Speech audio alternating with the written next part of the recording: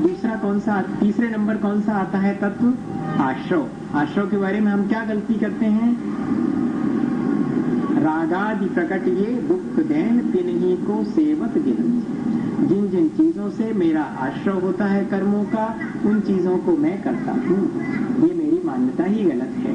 मैं राग आदि को ही अच्छा मान लेता हूँ, जबकि राग द्वेष करने से ही मेरे आश्रय होता। भावाश्रय की परिभाषा क्या है?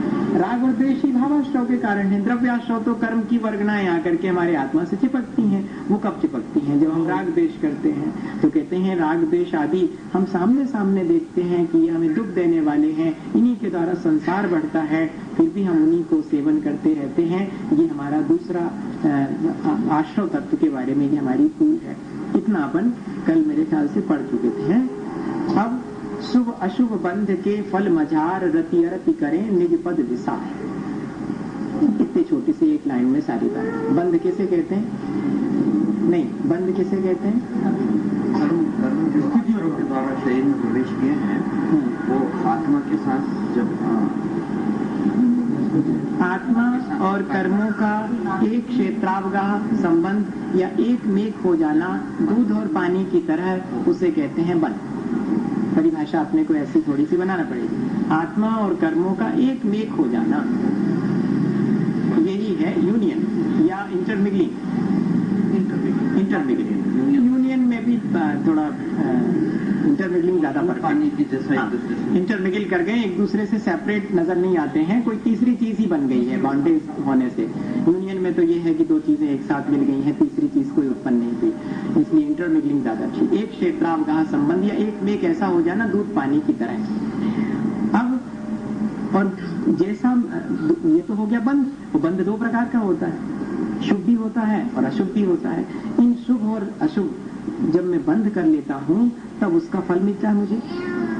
उस फल में जब शुभ फल मिलता है तब मैं हर्षित होता हूँ, और अशुभ मिलता है तब मैं दुखी होता हूँ। ये भी मेरी मान्यता गड़बड़ है। ये बंध तत्व के बारे में मेरी मान्यता है कि जो शुभ अशुभ बंध के फल मझार रति अरति करें निज पद। उस समय मुझे समता रखनी चाहिए थी, तो मैं उस समय समता न रख करके हर्ष विषाद कर लेता हूँ। तो नए बंध के लिए एक प्रक्रिया शुरू हो गई। पुराने कर्म जो मुझे बंधे हैं वे उदय में आते हैं और अपना शुभ अशुभ फल देते हैं, और मैं उन्हीं के द्वारा नए बंध की प्रक्रिया को कंटिन्यू कर लेता हूँ। ये मेरी बंध तत्व के बारे में भूल है। और निज पद विसार, अच्छा, मझार का क्या मतलब? बीच। मझार मतलब बीच। शुभ अशुभ बंध के फल मझार अर्थात फल में, फल के बीच फल मिलने पर। रति मतलब होता है राग, और अरति मतलब द्वेष। मैं राग द्वेष कर लेता हूँ। अरति का मतलब बंध के जब फल आते हैं तो उनसे नए राग द्वेष कर लेता हूँ। हाँ, नया राग द्वेष करता हूँ और मैं नए बंध की प्रक्रिया शुरू कर देता हूँ। या तो ये कह दो निज पद विसार। विसार मतलब भूल करके, बुंदेलखंडी शब्द विसार। भैया विसर गए, तो विसर गए मतलब भूल गए। हाँ, बीती ताही विसार। तो क्या हुआ? बंध किसे कहते हैं? आत्मा और कर्म का एक में या एक क्षेत्रावगाह संबंध हो जाना ही बंध है। ये बंध शुभ और अशुभ दोनों प्रकार का होता है। जब ये बंध होता है तब मैं अपने राग द्वेष करके इस बंध को निरंतर, इसका जब मुझे फल मिलता है तो उसमें फिर राग द्वेष करता हूँ और नवीन बंध के लिए प्रक्रिया बना लेता हूँ। यही मेरी भूल है बंध तत्व के बारे में। मैं इसको ठीक मानता हूँ, राग द्वेष करने को। राग द्वेष करने को ठीक माना था तो आश्रय भी हुआ, और नए आश्रय अकेला हो गया होता तो भी गुंजाइश थी, लेकिन नवीन बंध भी मैं साथ में कर रहा हूँ। दोनों एक साथ होते हैं, आश्रय और बंध। ये मत समझिएगा कि पहले आश्रय होता फिर बंध होता, दोनों एक साथ। कथन भर जो है अलग करने का है, पर दोनों एक साइमल्टेनियस हैं। उसी समय, जिस समय आश्रय होता उसी समय। तो दोनों का कारण क्या है? राग द्वेष। राग द्वेष से आश्रय होता है और राग द्वेष से ही बंध होता है। शुभ और अशुभ फल में मैं राग द्वेष कर लेता हूँ। फिर कहते हैं अब आत्म हित हेतु विराग ज्ञान ते लखें आपको कष्ट दान। अब जो मोक्ष का उपाय है संवर तत्व है, तो संवर तत्व के बारे में मेरी अपनी मिसअंडरस्टैंडिंग क्या है या मिसबिलीफ क्या है मेरा संवर के बारे में? मैं कर्मों का आगमन रोकता नहीं हूँ, बल्कि जो कर्मों के आगमन के रोकने के उपाय हैं उनको मैं कष्टप्रद मानता हूँ। इतना सा है। जिन वजहों से मेरे कर्म का बंधन और आश्रय रुकता है, उन कारणों को तो मैं अपने लिए विपरीत मानता हूँ या कष्टप्रद मानता हूँ। देखिएगा, आत्म हित हेतु विराग, मुझे यहाँ पर विराग से अर्थ वीतराग से लेना भैया। विराग शब्द यहाँ वीतराग के अर्थ में है, वरना विराग सामान्य जो अपन ने एक बार कहा था, राग विराग और वीतराग, तो विराग में तो द्वेष संभव है, किसी चीज से भैया हमें नहीं पसंद नहीं है इसलिए हम उससे विरक्त हो गए। तो किसी चीज के पसंद नहीं होने से विरक्त होना अलग बात है, और पसंद नापसंद से ऊपर उठ जाना वो वीतरागता अलग है। वो यहाँ है, आत्मा का हित करने वाला क्या है? वीतरागता। वो वीतराग जो ज्ञान है वो मुझे कष्टप्रद मालूम पड़ता है, वीतराग विज्ञान मुझे कष्टप्रद मालूम पड़ता, और उस जब मुझे कष्टप्रद मालूम पड़ता है तो मैं संवर नहीं करता हूँ। जानता तो जरूर हूँ लेकिन उस पर विश्वास नहीं करता। यहाँ पर पूरी बात विश्वास की है कि जैसा हम जान रहे हैं वैसा विश्वास करना, और एक बार विश्वास कर लिया तो फिर व्यवहार बदले बिना नहीं रहता। लेकिन आज जो है वर्तमान में अपन ने बहुत अलग थलग कर लिया है कई चीजों को। मुझे तो नहीं अभी तक समझ में आया कि जो चीज हमने जान ली है, जिस पे हमारी श्रद्धा है, उससे हमारा आचरण ना बदले, ऐसा हो जैसे। ये बात अलग है कि हम आचरण की तरह से आचरण ग्रहण करें ना करें, लेकिन आचरण में परिवर्तन तो जरूर से आए। देखिएगा, अगर व्यक्ति का कॉन्सेप्ट क्लियर है तो आचरण में फर्क तो आए बिना रहेगा नहीं। वो कम से कम भले ही वीतरागता अपने जीवन में ना ला पाए, पर वीतरागता को अच्छा तो माने। अगर उसे संवर तत्व का श्रद्धान है, संवर तत्व के बारे में कोई उसको भूल नहीं है, तो कम से कम वीतरागता जहाँ है वहां पर वो श्रद्धान तो करेगा। लेकिन राग द्वेष करने वाला ये कहे कि मैं तो राग द्वेष तो कर रहा हूँ पर मुझे वीतरागता पर श्रद्धान है, तो थोड़ा सा जो है मुश्किल मालूम पड़ती है कि अभी आपको श्रद्धान या ज्ञान एकदम परफेक्ट नहीं है। ये चीज जो है मैं आपको सोचने के लिए डाल रहा हूँ ताकि अपन कोई बात होगी महाशय कि अगर कोई को सम्यक दर्शन हो गया, उसने मान लिया कि ये तत्व सही है, वीतरागता बिल्कुल सही, तो उसके राग द्वेष में कमी आएगी। लेकिन जब तक वो उसको फॉलो नहीं करेगा तो उसका चारित्र नहीं बदलेगा। नहीं बदलता भी नहीं। सम्यक दर्शन होने से सब कुछ नहीं होता, सब कुछ होता ही नहीं ना। तो फिर सम्यक दर्शी को आप कहते हैं कि यदि मान लो किसी को सम्यक दर्शन हो गया ना, तो उसको 5वां गुण स्थान हो गया, नहीं चौथा गुण स्थान हो गया, तो भले वो चारित्र ना हो तो भी, हाँ, चारित्र के बिना तो यह चौथा, और अगर चारित्र हो गया, देश चारित्र हो गया तो 5वां हो गया, और मैंने पूरे महाव्रत हो गए, सकल चारित्र हो गया तो 6वां 7वां गुण स्थान हो गया। नहीं, आप कुछ अपना प्रश्न दूसरे ढंग से पूछना चाह रहे हैं। हमारा कहना यह था कि सम्यक दर्शन अकेला होना सब कुछ नहीं, इसका चारित्र भी बस ये आपका प्रश्न ये ठीक है कि सम्यक दर्शन की प्राप्ति तो अनिवार्य है, लेकिन सम्यक दर्शन की प्राप्ति को ही हम अपना पूरा काम ना मान लें कि हमने सब कुछ कर लिया, हो गया, अब सम्यक दर्शन हो गया, हमारी सच्ची श्रद्धा हो गई, हमारा काम खत्म। लेकिन नहीं, अभी तो शुरू हुआ, और सच्ची श्रद्धा हो गई इसलिए तो काम शुरू हो रहा है। अब तो अभी यात्रा शुरू करनी है, अभी तक तो भटक रहे थे यहाँ से वहाँ। हाँ, नहीं, अभी ऐसा माने कि अभी तक तो हमें रास्ते नहीं मालूम था, भटक रहे थे, सम्यक दर्शन होने से रास्ता मालूम पड़ गया, अब चलो। अब अगर बैठे हो इसका मतलब है कि आपके प्रश्न चिन्ह लगा है। एक व्यक्ति बहुत भटकता था, जगह जगह पूछता था मुझे फलानी जगह जाना है, रास्ता कौन सा है, उन्होंने 10 लोगों ने बता दिया कि भैया जो है, भैया जो है। उसके बाद भी वो पूछे तो फिर क्या मतलब? नहीं, तो फिर उस आदमी से मालूम है, एक घटना है उसकी कि वो चौराहे पे खड़ा था, 10-15 लोगों से पूछ चुका कि ये रास्ता कहाँ जाता, तो सब बताते थे ये रास्ता वहां जाता था।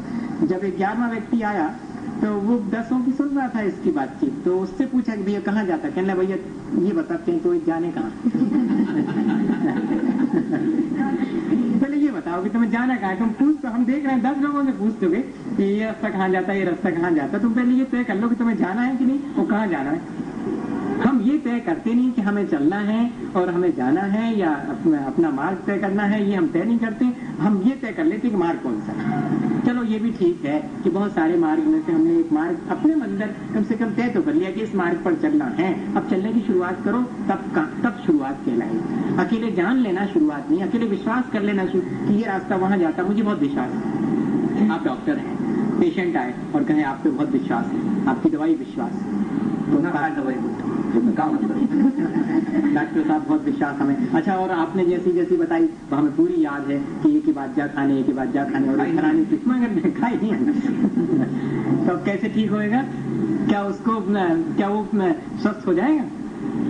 अब मेरे ख्याल से क्लियर हो गया होगा कि हमें छोटी मोटी बीमारी हो तो अपने आप ठीक हो जाए, लेकिन बड़ी बीमारी 2-3 दिन में ये तो बड़ी है, बड़ी बीमारी है।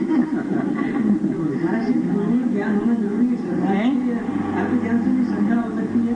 श्रद्धा के लिए ज्ञान कितना आवश्यक है, ये विचारणीय प्रश्न है। कभी कभी ऐसा लगता है कि श्रद्धा के लिए कोई ज्ञान व्यान की आवश्यकता नहीं, उतना ज्ञान हमारे पास प्रयोजन भूत तत्व को जानने का शयोपशम सब जीवों को मिला है। थोड़ा सा उस तरफ रुझान होना चाहिए। तेल है, बाती है, दिया है, सब कछु है, मनो दूसरे जलत भय के लिए नहीं खिसक वो चाह तब कैसे जले। सब सामान रखें, वो माचिस है नहीं अपने पास, और दूसरा सामने दिख रहा जलता हुआ दीप, लेकिन वो खिसकना पड़ेगा, वहां तक जाना पड़ेगा। और इसके लिए क्या जानकारी प्राप्त करना है? इतना ही जान लिया कि वो जलता हुआ दीप है, मेरा बुझा हुआ दीप है, मुझे उस तरफ जाना चाहिए अगर मुझे जलना है तो। बस इसी को तो कहते कि सच्चे देवगुरु शास्त्र का ज्ञान होना चाहिए। ज्ञान हो गया, आप किसको उनकी शरण में जाओ। शरण में जाने में जरा दिक्कत होती, ईगो बीच में आता है, वो आने नहीं देता, वो कहता है ऐसे कैसे। और कोई विशेष मेरे ख्याल से तो ज्ञान की कोई इतनी आवश्यकता है। यह तो अंदर को सच्ची श्रद्धा नहीं है। सच्ची श्रद्धा होने के बाद तो वो जरूर सड़क के आएगा। तो सच्ची श्रद्धा का मतलब ही है सड़क के आना। सड़क के जरूर आएगा। तो उसके पहले ज्ञान हो गया उसको। ये सच्ची श्रद्धा है नहीं, उसका ज्ञान भी सच्चा नहीं है, उसका ज्ञान भी सच्चा नहीं है अगर उसने श्रद्धा नहीं की है, खिसका नहीं है उस तरफ, अपनी मान्यता नहीं छोड़ी। अपनी मान्यता नहीं छोड़ी, इसका मतलब है कि अभी उसको ज्ञान भी नहीं हुआ। श्रद्धा तो बहुत बात की थी। तो इतना ही श्रद्धा आवश्यक, इतना ही ज्ञान आवश्यक है कि मैं जो चीज जैसी है उसे वैसा ही जानूं, और जब जान लूंगा तो फिर तो फौरन उस तरफ मेरे ख्याल से तो बढ़ना ही जानना है, श्रद्धा करना ही जानना है। तो मैंने दूसरे तरह से एक्सप्लेन किया था कि हर आदमी कहता है कि परख लो फिर विश्वास करना। हर आदमी दूसरे से कहता है कि इसको परख लो फिर विश्वास करना। मुझे तो लगता है कि परखना भी अविश्वास करना है, ज्यादा परखना भी अविश्वास करना। कहाँ तक आप परखिएगा, आप विश्वास करके देखिएगा, उसके बाद आपको समझ। वो कहते हैं, एक जगह और पढ़ा था मैंने कहीं, कि हम ये क्यों कंफर्म करना चाह रहे हैं कि ये मार्ग सच्चा है और ये मार्ग झूठा है? कैसे, कौन कंफर्म करेगा? आपने चल के देखा है क्या? आप जब तक नहीं चले तब तक कैसे कह सकते हैं कि ये मार्ग सच्चा है और ये झूठा है? दोनों पे चल के देखो फिर। या तो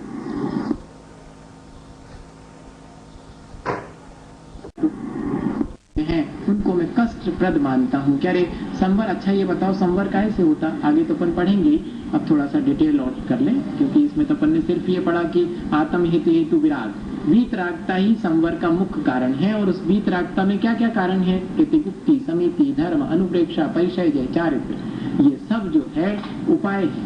अंतरंग में वीतरागता लाने का उपाय क्या है? बहिरंग में आचरण। तो पहले तो कॉन्सेप्ट हमारा क्लियर हुआ कि वीतरागता से ही हमारा संवर होगा। अब वीतरागता कैसे आएगी, इसका मुझे बाह्य उपाय करना पड़ेगा। मैं गुप्ति, समिति, धर्म, अनुप्रेक्षा, परिचय और चारित्र ये अंगीकार करूं, तब जो है संवर तत्व मेरे भीतर स्पष्ट रूप से प्रकट होगा। अभी तो सिर्फ विश्वास कर लिया है, ये इसको इस तरह समझें। और आगे क्या कहते हैं, एक और छूट गया, हाँ, रोके न चाह निज शक्ति कोय, शिव रूप निराकुलता न जोय। इसमें दो आ गए, क्या बचा? निर्जरा और मोक्ष। एक एक चरण में एक एक। रोके न चाह निज शक्ति खोय, बस इतने से शब्द हैं निर्जरा के लिए। अब अपन एक्सप्लेन कर लें इसको। निर्जरा किसे कहते हैं? पार्शियल डिसइंटीग्रेशन, ग्रेजुअल डिसइंटीग्रेशन, क्रम क्रम से कर्मों का आत्मा से पृथक होना या खिल जाना, झर जाना, इसका नाम निर्जरा है। और ये किस वजह से निर्जरा क्यों नहीं हो पाती है? क्योंकि मैं निरंतर इच्छावान हूँ। मैं निरंतर इच्छावान रहूंगा तो निर्जरा तो होएगी नहीं। जबकि मुझे तो जैसे किसी का हिसाब चुकता करना है, भैया के 1000 रुपया लाए तो भैया चुकाओ, 10 ही 10 दियो, रोज नहीं, महीना भर में 10 दियो, तब तो चुकेंगे। और हम जो है चुकाते तो ढीला नहीं है और लेते और जाते। जब तक नहीं चुक जाए तब तक मैं अपनी इच्छाएं और ना करूं। वो दुकानदार खुद कह रहा कि भैया पहले पुरानो नक्की कर दो फिर लियो नौ, लेकिन हम जो है पुराना क्लियर किए बिना नया इकट्ठा करते चले जाते हैं। तो क्या कभी निर्जरा होएगी? कहते नहीं होएगी। वही कह रहे हैं, रोके न चाह। मैं जो है अपनी इच्छाओं को नहीं रोकता हूँ और अपनी शक्ति को व्यर्थ ही आश्रय और बंध में लगाता चला जाता हूँ। इसलिए निर्जरा मुझे होती नहीं, संवर ही नहीं होता है तो निर्जरा कैसे होगी? चाह रोक देना संवर है और उसके बाद जो प्रक्रिया होती वो अपने आप निर्जरा की प्रक्रिया होती। अपनी शक्ति जो है यहाँ पर तपसा निर्जरा, तपस्या करने से निर्जरा होती है। और इच्छा निरोधा तपक, इच्छाओं का निरोध करने का नाम तप है। और तप करूंगा, जब इच्छा का निरोध करूंगा तो निर्जरा होगी। लेकिन मैं इच्छाओं का निरोध नहीं करता हूँ, रोके न चाह। मैं अपनी चाहत को तो इच्छाओं को रोकता नहीं हूँ और अपनी शक्ति को जो है व्यर्थ ही खोता चला जाता हूँ। जो मुझे शक्ति तपस्या में लगानी थी वो उसमें नहीं लगा करके और कर्मों के बंध में, अर्थात मेरा निर्जरा करने में कोई रुचि नहीं है। इन सातों तत्वों में रुचि होना चाहिए, तो मेरी रुचि निर्जरा में नहीं है, क्योंकि मैं निरंतर आकांक्षा करके नया बंध कर रहा हूँ। और शिव रूप निराकुलता, और इसी वजह से जो सुख रूप, शिव मतलब यहाँ पर सुख रूप है, जो सुख रूप है निराकुलता, आत्म को हित, आगे कहेंगे आत्म को हित है सुख सो सुख आकुलता बिन कहीं। निराकुलता ही सुख है, जितनी आकुलता उतना दुख, और जितनी निराकुलता उतना सुख। और जहाँ बिल्कुल निराकुलता है वहाँ सुख ही सुख है। तो कहते हैं वो शिव रूप अर्थात सुख रूप जो निराकुलता है वो मुझे पसंद नहीं आती। इसका मतलब है मैं मुक्ति के बारे में मेरा कोई कॉन्सेप्ट क्लियर नहीं है। इस तरह सातों तत्वों के बारे में मेरी जो स्पष्ट प्रतीति होनी चाहिए थी, मेरा जो अनुभव, प्रतीति का मतलब अनुभव, मेरा जो अनुभव होना चाहिए था वो अनुभव नहीं है। न मैं जीव को ठीक ठीक समझ पाता हूँ, न अजीब को, दोनों को गड्ढमड्ढ कर देता हूँ। मुझे जिन कारणों से आश्रय होता है उन कारणों को मैं जानता हूँ, लेकिन उन कारणों को मैं उपाय कुछ नहीं करता हूँ। बंध के कारणों को भी जानता हूँ, लेकिन बंध से बचने का उपाय नहीं करता हूँ। शुभ और अशुभ के द्वारा बंध होता है या शुभ अशुभ के उदय में आकर के मैं जो है और नए नए कर्म बांधता चला जाता हूँ। और संवर के लिए भी मुझे जो उपाय करना चाहिए थे, वितरागता, वो उपाय भी नहीं करता हूँ। और जो इच्छाएं मुझे निरंतर नए कर्म बांधने में सहयोगी होती हैं, जब तक मैं उनको नहीं रोकूंगा तब तक कर्मों की निर्जरा नहीं होती, उसका उपाय भी नहीं करता हूँ। और जो मुझे सुख रूप है, जो मुक्ति है, निराकुलता है, उस निराकुलता को भी मैं स्वीकार नहीं कर पाता हूँ। टोटल एक्सेप्टेशन, पूर्ण स्वीकृति का नाम सम्यक दर्शन है। जो जैसा है उसे ठीक वैसा ही स्वीकार कर लेना, ये सम्यक दर्शन। और मैं सबको स्वीकार नहीं कर पाता हूँ, मान तो लेता हूँ, जान लेता हूँ, लेकिन स्वीकार नहीं करता। ये मेरा अपना मेरी अपनी गलती है। इसी गलती की वजह से मैं दुख पा रहा हूँ, भ्रमण कर रहा हूँ। क्लियर हो गया मेरे ख्याल से। ये तो डिटेल है। शॉर्ट में क्या कहेंगे अपन, इन सब चीजों के लास्ट में ये सब याद नहीं रहेगा इतना सारा, ये तो डिटेल है। कितना याद रखना अपने लिए कि मिथ्या दर्शन, मिथ्या ज्ञान और मिथ्या आचरण ये मेरे संसार के दुख के कारण है। उसमें से मैंने कोशिश करी है कि मिथ्या दर्शन क्या चीज है। तो मिथ्या दर्शन ये है कि जो भगवान के कहे गए 7 तत्व हैं उनका जैसा स्वरूप है मैं उसको वैसा स्वीकार नहीं करता हूँ, मेरी उसमें रुचि नहीं है। इसी वजह से मेरे अंदर कॉन्सेप्ट क्लियर नहीं है। जो चीज जैसी बताई गई है उसको आप स्वीकार नहीं करेंगे तो आप अपना कॉन्सेप्ट कभी क्लियर नहीं कर पाएंगे। जीव, अजीब, आश्रव, बंध, संवर, निर्जरा और मोक्ष, इन सब का स्वरूप जैसा भगवान ने कहा है वैसा स्वरूप मैं स्वीकार नहीं कर पाता हूँ। इसलिए मेरी मान्यता नहीं बदलती है, मैं ज्यों का त्यों बैठा हूँ। पिता ने कोई बात बताई, बेटे ने मानी नहीं और अपनी ही धारणा को दोहराता है, तो क्या वो अपना कल्याण कर पाएगा? जिनवाणी हमको निरंतर हमारे कल्याण की बात बताती है, हमें वो रुचती नहीं, हमें अपने कल्याण की बात नहीं रुचती, तो हम अपनी मान्यता नहीं बदलना चाहते हैं, तो फिर भ्रमण तो होगा ही। इसलिए शायद इस तरफ इशारा कर रहे हैं कि ये सारी चीजें अच्छी तरह से जान लो। अपनी फॉल्ट खुद जान ले व्यक्ति तो बचने का बहुत आसान उपाय है। दूसरा किसी के फॉल्ट्स बताए और जब तक मैं उसको स्वीकार न करूं तब तक मैं उनको निकालने का प्रयास ही न करूं। हमने तो आपको फॉल्ट्स बता दिए कि आप एक, तो पहले हम कभी मन नहीं बनाते दूसरे से अपनी गलती जानने का। बहुत मुश्किल है कि व्यक्ति मन बनाए और किन्हीं के चरणों में बैठे कि मेरी कुछ गलतियां हों तो बताइएगा। पहली बात तो ये मन बनाना पड़ता। चलो मन बना हुआ है कि बताओ अच्छा हमारी गलती, हमारा कॉन्सेप्ट कहाँ गड़बड़ है, तो बता रहे हैं कि तुम्हारा यहाँ कॉन्सेप्ट गड़बड़ है, अब स्वीकार कर लो।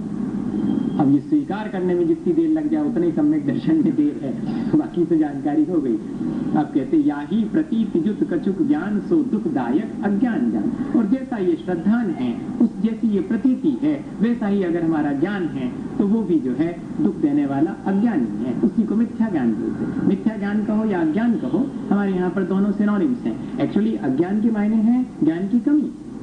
भैया बड़े अज्ञानी, इनको नहीं मालूम, वहाँ सामान्य रूप से ये प्रचलित है, लेकिन यहाँ है कि इनका कॉन्सेप्ट क्लियर नहीं है इस चीज के बारे में, इसलिए मिथ्या। तो कह रहे हैं कि दुखदायक जो अज्ञान है वो जैसा इनकी हमने श्रद्धा करी है वैसे ही हम उनको जानते हैं, तो हमारा ये अज्ञान। और इन जुत विषयन में जो प्रवर्त ताको जानो मिथ्या से, और ऐसा जिसका सोच है और ऐसा ही जिसका आचरण है वही मिथ्या आचरण है। यानी कुल क्यों महत्वपूर्ण हो गया सम्यक दर्शन, या क्यों महत्वपूर्ण है इनमें से श्रद्धा, उससे आगे उसी से सारी चीजें। अगर मेरा कॉन्सेप्ट क्लियर है तो मेरा नॉलेज क्लियर है, मेरा कॉन्सेप्ट और नॉलेज दोनों क्लियर है तो मेरा एक्शन भी क्लियर है। इस तरह ये तीनों, अच्छा लेकिन इन चीजों को हम एक्सप्लेन अलग अलग कर रहे हैं, पर है तीनों एकदम जुड़ी हुई चीज। जैसे कि 3 धागे एक साथ पकड़े हुए हैं और जरा सा इशारा करें तो तीनों में स्पंदन होता है। ठीक इसी तरह कषायों को समझना चाहिए। कषाय की डोर जो है वो लोभ है, मेन क्रोध दिखाई पड़ता है, मान दिखाई पड़ता है, माया दिखाई पड़ती, लोभ नहीं दिखाई पड़ता। और जबकि उसका मेन रूट कॉज है लोभ, लोभ से ही सारी कषाएं। इसी तरह इसका रूट कॉज क्या है? हमारी कॉन्सेप्ट अनक्लियर होना, मतलब हमारा कॉन्सेप्ट क्लियर नहीं होना, या अश्रद्धा। जैसा है वैसा नहीं समझ पाना, वैसा समझ नहीं, वैसा स्वीकार नहीं कर पाना, स्वीकार नहीं कर पाते। हाँ, स्वीकार ये थोड़ा सा इम्पोर्टेंट, तो ये क्लियर हो गया मेरा आंसर। समझते सब है, हाँ, स्वीकार नहीं समझते भी नहीं। अगर समझ लिया होता तो जानते सब हैं, मानते सब हैं, लेकिन समझते नहीं। ठीक 3 चीजें जानना, समझना और स्वीकार करना। जान लेते हैं, ठीक समझ नहीं पाते हैं, कॉन्सेप्ट क्लियर नहीं हो पाता है, क्योंकि हम ठीक जानने के बाद भी, समझने के बाद भी और स्वीकार नहीं कर पाते हैं। तो वो सम्यक दर्शन, सम्यक ज्ञान, सम्यक चरित्र, ये तीनों चीज होंगी, जानना, समझना और स्वीकारना। ऐसा मान नॉलेज आज अपन इतना ही, इसमें एक लाइन और कर लें ताकि ये क्या कैसे में बोलते हैं, नॉलेज अपना जानकारी, इंफॉर्मेशन, अंडरस्टैंडिंग समझना, एप्लीकेशन एक्शन, चारित्र। ठीक, अंडरस्टैंडिंग, नॉलेज, अंडरस्टैंडिंग, एप्लीकेशन। ठीक, नॉलेज के बाद अपने यहाँ पर समझ को बोला है ज्ञान, अंडरस्टैंडिंग तीनों हो गए, जानना, सम्यक ज्ञान, सम्यक चरित्र, एप्लीकेशन। और लेकिन मैं जो कहना चाह रहा हूँ विशेष रूप से कि सम्यक दर्शन भी अपने एप्लीकेशन है। मैं आपको इस तरफ ले जाना चाहता हूँ। हमने इसको बहुत आसान तो लगा है कि आसान कर लिया, नॉलेज, अंडरस्टैंडिंग और एप्लीकेशन। एप्लीकेशन के मायने हम चारित्र मान रहे हैं, नहीं, मैं कह रहा हूँ एप्लीकेशन के मायने है श्रद्धान। मैं जानता हूँ, मैं समझता हूँ, लेकिन स्वीकार नहीं करता हूँ, तब तक मेरा न ज्ञान ठीक है, न दृष्टिकोण ठीक है, न आचरण ठीक है। अभी तो ये तीनों चीजें हो गई। कंडक्ट अलग चीज, एप्लीकेशन ही कहना चाहिए। कैसे एक्सप्लेन करूं?